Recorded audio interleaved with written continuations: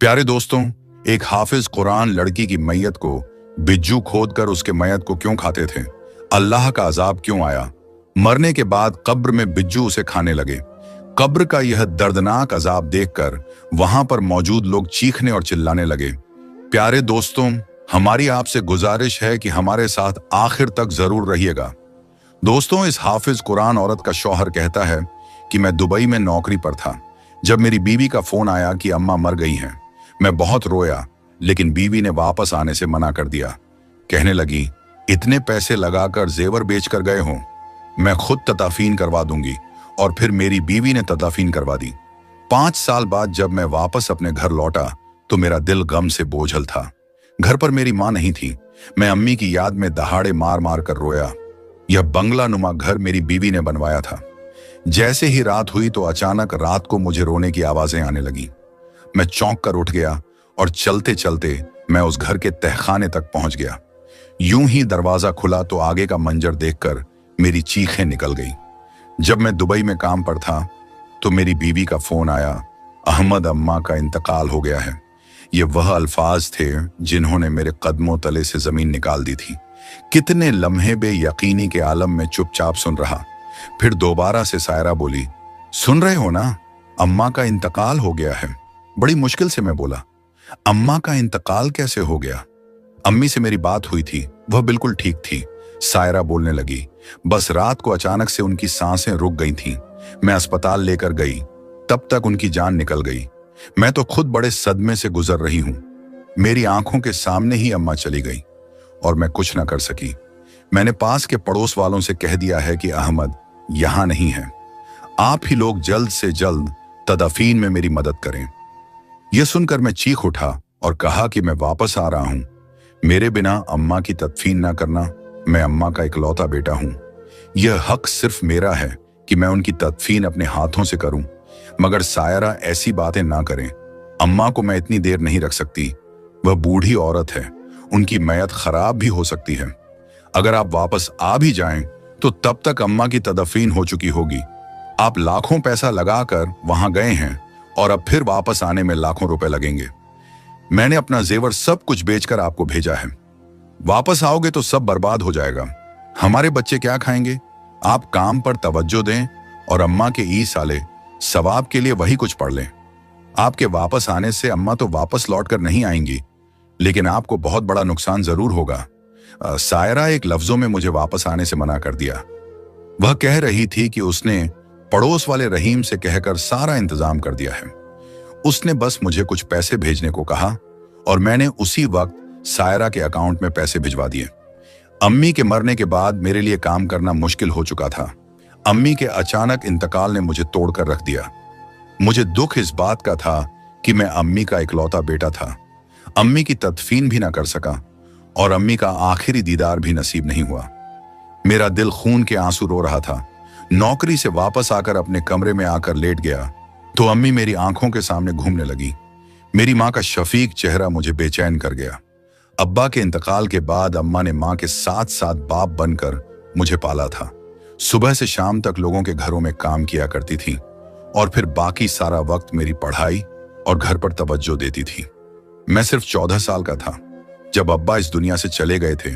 उसी वक्त से मेरी माँ ने लोगों के घरों में काम करना शुरू कर दिया था, जबकि मैं ऐसा नहीं चाहता था। मैंने कई बार अम्मा से कहा कि मैं पढ़ाई छोड़कर किसी दुकान पर काम करने के लिए लग जाता हूं, कोई भी मजदूरी कर लेता हूं, लेकिन अम्मी ना मानी।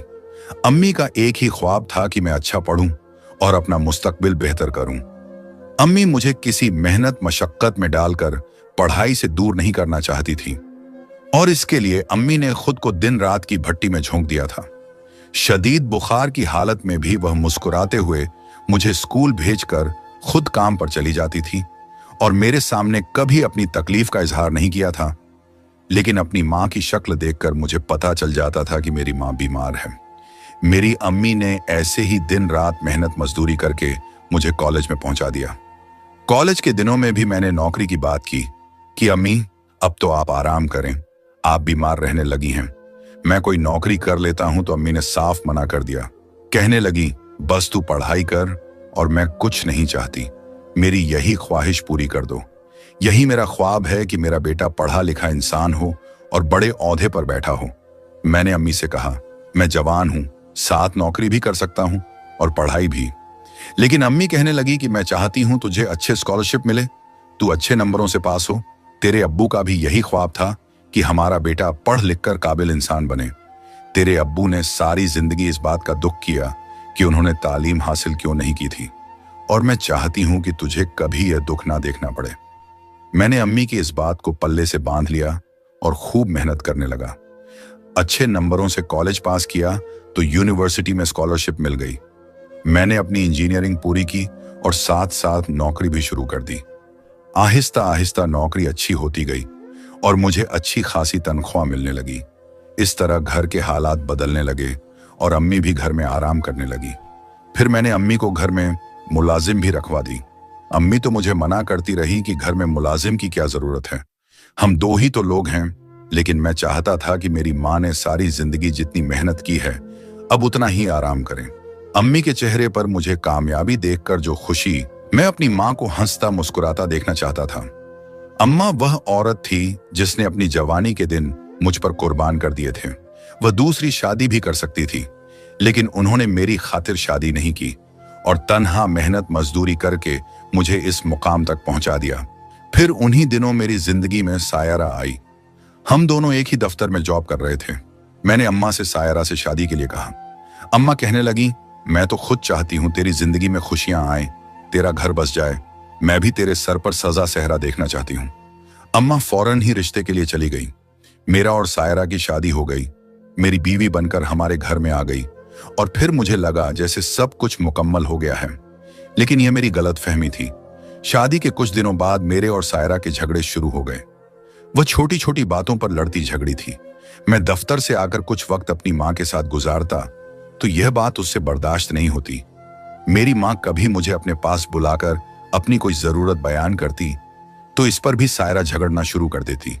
वह हमेशा यही कहती थी कि आपकी माँ मुझे सुकून से 2 घड़ी आपके पास बैठने भी नहीं देती, जबकि मेरी माँ मुझे बहुत कम ही बुलाया करती थी।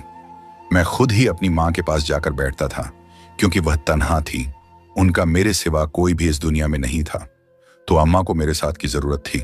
सारी जिंदगी मेरी अम्मा ने मेरे पीछे कुर्बान की थी। एक दिन सायरा से झगड़ा इतना बड़ा हुआ कि अम्मा कमरे में आ गई। कहने लगी, क्या बात है बेटे, क्यों बहू के साथ झगड़ा कर रहे हो? यह सुनकर सायरा कहने लगी कि यह आपकी सिखाई हुई बातें हैं जो शौहर हर बात पर मुझसे झगड़ा करता है। आप जो इन्हें लेकर बैठ जाती हैं और फिर इनके कान भरती हैं, इसी के बदले में यह सब कुछ होता है। मैंने जब सायरा के मुंह से यह बात सुनी तो जोरदार तमाचा उसके मुंह पर मार दिया। वह मेरी माँ से जिस लहजे में बात कर रही थी, मेरे लिए यह बर्दाश्त के बाहर था। मेरी इस हरकत पर अम्मा ने मुझे एक जोरदार थप्पड़ मार दिया। कहने लगी, तुम्हारी हिम्मत कैसे हुई बीवी पर हाथ उठाने की? मैंने तुम्हारी यह तरबियत तो नहीं की थी। अम्मा से मैंने पहली बार थप्पड़ खाया था, इसीलिए मैं अम्मा की तरफ देखने लगा और फिर घर से बाहर निकल गया। सारा दिन सड़कों पर घूमता रहा। आंखों में आंसू थे और दिल गम से भरा हुआ था। मेरी बीवी ने मेरी माँ से जो बदतमीजी की थी वह लफ्ज मेरे कानों में गूंज रहे थे। मुझे सायरा पर इस कदर गुस्सा था कि मेरा घर वापस जाने को दिल नहीं चाह रहा था। आधी रात को वापस घर लौटा तो घर में दाखिल होते ही मेरी नजर अम्मा पर पड़ी। अम्मा मेरे इंतजार में जाग रही थी। मुझे देखते ही अम्मा ने मुझे अपने पास बुलाकर बिठाया और कहने लगी, बहू अभी नादान है, तुम्हें समझदारी से काम लेना चाहिए, उसका ख्याल रखा करो। अम्मा ने मेरे सर पर हाथ फेरा और कहने लगी, चलो जाओ जाकर सायरा से माफी मांग लो। उसने चाहे जो भी गलती की हो, लेकिन तुम्हें हाथ नहीं उठाना चाहिए था। मैंने अम्मा से कहा कि वह आपके साथ बदतमीजी कर रही थी। अम्मा कहने लगी, कोई बात नहीं, अभी नई नई हमारे घर आई हैं, कुछ दिनों बाद वह खुद ही संभल जाएगी। अम्मा के कहने पर मैंने कमरे में जाकर सायरा से माफी मांग ली तो उसने मुझे माफ कर दिया और फिर उस दिन के बाद से उसने मुझसे कोई झगड़ा नहीं किया, बल्कि उसका रवैया बिल्कुल ठीक हो गया। मेरा दिल भी सुकून से भर गया था। मैं यही तो चाहता था कि मेरी माँ और बीवी एक ही घर में एक साथ खुशी खुशी जिंदगी गुजारे। फिर अगले महीने मुझे पता चला कि सायरा माँ बनने वाली है, तो मेरी खुशी की इंतहा ना रही। लेकिन इस खबर के साथ सायरा एक नया दबाव डालना शुरू कर दिया। उसने इसरार करना शुरू कर दिया कि इस मुल्क में कुछ नहीं रखा। तुम परदेश की नौकरी करो, ज्यादा पैसा कमाओगे तो हम अच्छा घर बना लेंगे, फिर तुम वापस आ जाना। हमारे बच्चों के मुस्तकबिल का सवाल है। मैं हैरान हुआ क्योंकि नौकरी तो मेरी यहां पर भी काफी अच्छी थी, मगर वह बार बार यही कहती कि इतने पैसों में गुजारा मुमकिन नहीं है। हमें अच्छा घर बनाना चाहिए और बच्चों के मुस्तकबिल का सोचना होगा। बढ़ती महंगाई में बच्चों की पढ़ाई कैसे होंगी?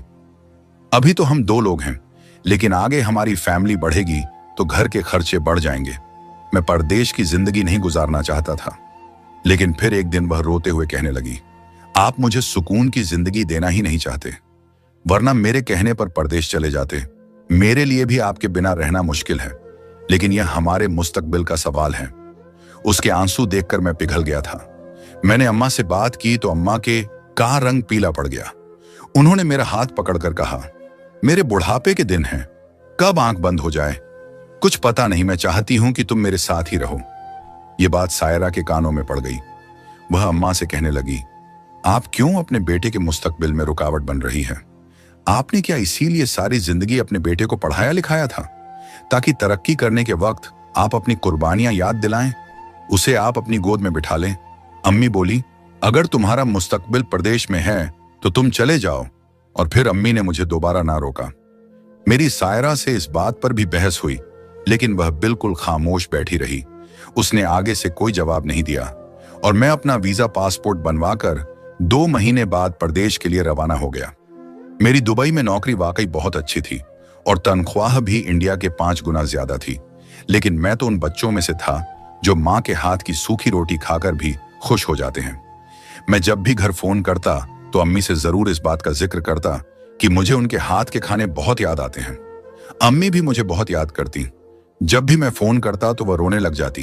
फिर धीरे धीरे ऐसा होने लगा कि मेरी अम्मा से बात कम होने लगी। मैं जब भी फोन करता तो सायरा बताती कि अम्मी आराम कर रही है, वह सोई हुई है। मैं हैरान होता कि अम्मी इतना ज्यादा सोने क्यों लग गई हैं। एक दिन मैंने सायरा से कहा तो कहने लगी कि अम्मी की उम्र काफी हो गई है और अक्सर बीमार रहती हैं तो दवाई लेकर सो जाती हैं।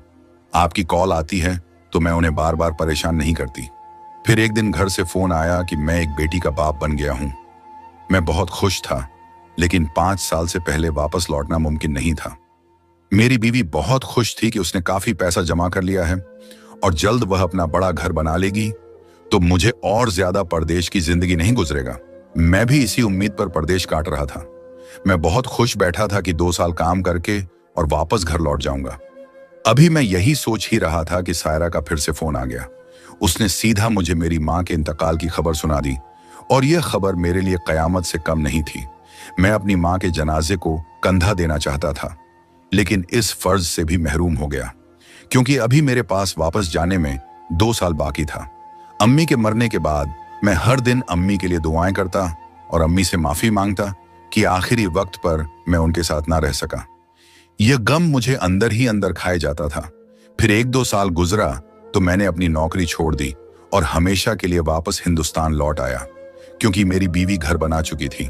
उसने एक बड़े से इलाके में प्लॉट खरीदकर घर तामीर किया था। कुछ पैसे जमा भी कर लिए थे, इसीलिए अब मैं इंडिया में ही नौकरी करना चाहता था। वैसे भी अम्मी के जाने के बाद सायरा और मेरी बेटी अकेली थी और मुझे उनकी बहुत फिक्र सताती थी। मैं वापस लौटा तो घर की दहलीज के अंदर कदम रखते ही मेरी आंखों से आंसू बहने लगे। आज मेरी मां मुझे इंतजार करते नहीं दिखाई दी थी। आज वह आंखें मेरे रास्ते पर बिछी हुई नहीं थी, जो मेरे देर तक आने के बावजूद भी जागा करती थी।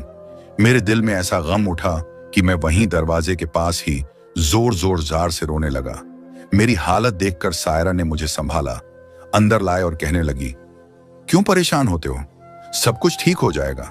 और वैसे भी अम्मी नेक औरत थी, वह उस जहान में बहुत खुश होंगी और एक दिन हमें भी अम्मी के पास चले जाना है। सायरा की यह बातें सुनकर मुझे कुछ हौसला आया। मैंने सायरा से कहा, मैं पुराने घर जाना चाहता हूं, मुझे अम्मी की बहुत याद आ रही है। अम्मा का इंतकाल पुराने घर में ही हुआ था। सायरा माँ के इंतकाल के बाद नए घर में शिफ्ट हुई थी। सायरा कहने लगी कि वह पुराना घर तो मैंने बेच दिया है। यह सुनकर मेरी आंखें फटी की फटी रह गईं। मैंने गुस्से में कहा, यह तुमने क्या किया? वह मेरी माँ का घर था, मेरा बचपन उसी घर में गुजरा था। तुमने मुझसे पूछे बिना घर क्यों बेचा? सायरा उस घर को बेच दिया? आपको इसलिए नहीं बताया क्योंकि आप परदेश में परेशान होते। मुझे सायरा की इस हरकत पर बहुत गुस्सा आया, लेकिन खैर अब जो कुछ होना था वह हो चुका था। सायरा से कहा कि मुझे अम्मी की कब्र बताओ, मैं अम्मा की कब्र पर जाना चाहता हूं। तो वह कहने लगी, चले मैं आपको लेकर चलती हूं। फिर वह मुझे कब्रिस्तान में ले गई। वहां एक कब्र पर इशारा करके उसने बताया, यह अम्मी की कब्र है। यह सुनते ही मैं उस कब्र के कदमों के पास बैठ गया और अम्मी के कदमों में रोने लगा। अम्मी से माफी मांग कि मैं कितना बेकिस्मत बेटा था जो मां के जनाजे को कंधा भी ना दे सका। कब्रिस्तान से जब मैं वापस घर लौटा तो मेरा दिल गम से बेचैन था। सफिया कहने लगी, आप थोड़ा सा आराम कर लें। फिर मैं अपनी बीवी के साथ अपने कमरे में चला गया। जैसे ही सुबह आंख खुली, मेरी आंखों ने जो मंजर देखा वह मेरे कदमों तले से जमीन खींचने के लिए काफी था। मेरी आंखें फटी की फटी रह गई। मेरी बीवी औंधे मुंह नीचे जमीन पर पड़ी हुई थी। जब मैंने बिस्तर से उठकर उसे सीधा किया तो उसे देखकर मेरी जान निकल गई, क्योंकि वह इस दुनिया से जा चुकी थी। मैंने जल्दी से उसे गाड़ी में लिटाया और बड़े अस्पताल में ले गया। वहां डॉक्टरों ने चेक किया तो उन्होंने बताया कि उसे रात को हार्ट अटैक हुआ है, जिसकी वजह से वह काफी घंटों पहले ही मर चुकी है। अभी मैं अम्मी के गम से निकला भी नहीं था कि एक और गम मुझ पर टूट पड़ा। फिर मैंने सब्र और हिम्मत करके अपनी बीवी की तदफीन कर दी। तदफीन के बाद काफी देर तक कब्र के पास बैठा रोता रहा। कभी मैं अपनी अम्मी की कब्र को देखता तो कभी अपनी बीवी की कब्र को। लेकिन फिर अचानक मुझे अपनी बच्ची का ख्याल आया। उसी की खातिर मैं अपने घर को लौट आया। मैंने रात को अपनी बच्ची को बड़ी मुश्किलों से सुलाया था। सुबह जल्दी उठा, नमाज फजर अदा की और अपनी बेटी को लेकर कब्रिस्तान जा पहुंचा। लेकिन जैसे ही मैं अपनी बीवी की कब्र पर गया तो यह देखकर मैं हैरान रह गया कि मेरी बीवी की कब्र के अंदर बहुत बड़ा सुराख हुआ पड़ा था। ऐसा लग रहा था जैसे किसी जानवर ने पंजे मार मार कर मेरी बीवी की कब्र को खोदा हो। अभी मैं यही देख ही रहा था कि अचानक कब्र में से एक बिज्जू निकला, जिसके मुंह और पंजों पर खून लगा हुआ था। वह मुझे देखते ही वहां से भाग गया। मैं और मेरी बेटी यह मंजर देखकर डर गए। मैंने कब्र का सुराख बंद कर दिया और रोने लगा। सोचने लगा कि मेरी बीवी ने ऐसा क्या किया था कि जिसकी उसे इतनी भयानक सजा मिली है। दूसरे दिन फिर कब्र पर गया तो वहीं पहले वाला मंजर था, और आज एक बिज्जू नहीं बल्कि 4 बिज्जू कब्र से बाहर निकले। मैं डर गया और कब्र दोबारा से बंद कर दी। सोचने लगा कि अब सायरा की मैयत कहां बची होगी। बिज्जू उसे पूरी तरह खा चुके होंगे। मैं आज इस्तगफार पढ़ता हुआ घर वापस आ गया और सारी रात खौफ से मुझे नींद नहीं आ रही थी। जब रात के 2 बजे हर तरफ खामोशी थी, अचानक मुझे कहीं से सिसकियों और हिचकियां की आवाज में महसूस होने लगी। मैं उन हिचकियां का पीछा करता हुआ जब नीचे तहखाने की तरफ गया तो वहीं से यह आवाज आ रही थी। वहां एक कमरा बना हुआ था। आज मैं पहली बार यहां आया था। मैंने जैसे ही दरवाजा खोला तो आगे का मंजर देखकर मेरी चीखें गई, क्योंकि मेरे सामने मेरी मां पड़ी थी जो सूख कर कांटा हो चुकी थी। उसमें सिर्फ कुछ सांसें बाकी थी। मैंने जल्दी से मां को उठाया और अपने कमरे में ले आया। फिर वहां से अस्पताल ले गया। कुछ दिन मेरी मां अस्पताल में रही और अम्मा बोलना शुरू हो गई। अम्मी को मैं वापस घर ले आया और अम्मी से पूछा, अम्मी मुझे तो सायरा गई हैं, आपको तहखाने में किसने बंद किया था? तो अम्मी ने जब मुझे सारी हकीकत बताई तो मुझे इस बात की समझ आ गई कि सायरा का अजाब अल्लाह ने क्यों नाजिल किया था। वह कितनी जालिम औरत थी, वह इंसान नहीं थी। अम्मी ने बताया, जो थप्पड़ तुमने उसे मेरे सामने मारा था, तब से वह मेरी जान की भी दुश्मन बन गई थी। तुम्हारे जाने के बाद उसने मुझ पर कई जुल्म किए। वह मुझे 2-2 दिन बाद खाना देती थी, और जब नए घर में आई तो उसने मुझे उस तहखाने में बंद कर दिया और कहती थी कि जिस दिन तू तड़प तड़प कर मरेगी तो यहीं तुझे दफन कर दूंगी। मगर जुल्म करने वाला यह नहीं सोचता कि ऊपर अल्लाह की जो जात बैठी है, वह जब इंसाफ करने पर आता है तो जालिम खुद अपने गड्ढे में गिर जाता है। वह मुझे मारना चाहती थी, मगर वह क्या जानती थी कि उसकी मौत मेरे से पहले हो जाएगी। मैंने अपनी मां को गले से लगाया और सायरा पर जो अजाब नाजिल हुआ था वह बताया और कहा, अम्मी अल्लाह इंसाफ करने वाला है। जो जुल्म उसने तुझ पर किए थे, अल्लाह ने बिज्जू का अजाब नाजिल करके बदला ले लिया है। वक्त गुजरने के साथ अम्मा मुकम्मल सेहत आप हो गई और मेरी दूसरी शादी कर दी। मेरी यह बीवी अम्मी मेरी बेटी और मेरा बहुत ख्याल रखती, और मैं सोचता कि अल्लाह ने सही में नेक बीवी मुझे अब अता की है। मैं अपनी जिंदगी अपनी माँ के साथ हंसी खुशी गुजारने लगा। मेरी तमाम औरतों से खासकर गुजारिश है कि बदले की आग में कभी ऐसा गुनाह ना करना कि आपकी आखिर तक बर्बाद हो जाए। हमेशा जिंदगी में सब्र करना, और जो लोग आप पर ज्यादती करते हैं वह मामला अपने रब पर छोड़ देना। वह आपसे बेहतर इंतकाम लेने वाला है। प्यारे दोस्तों, अगर आपको यह वाकया अच्छा लगा है तो सबसे पहले अपने फैमिली, दोस्तों, रिश्तेदारों में शेयर जरूर करें, क्योंकि उन्हें भी इबरत हासिल होगी। और चैनल को सब्सक्राइब करने, कमेंट बॉक्स में अल्लाहू अकबर लिखिए। शुक्रिया।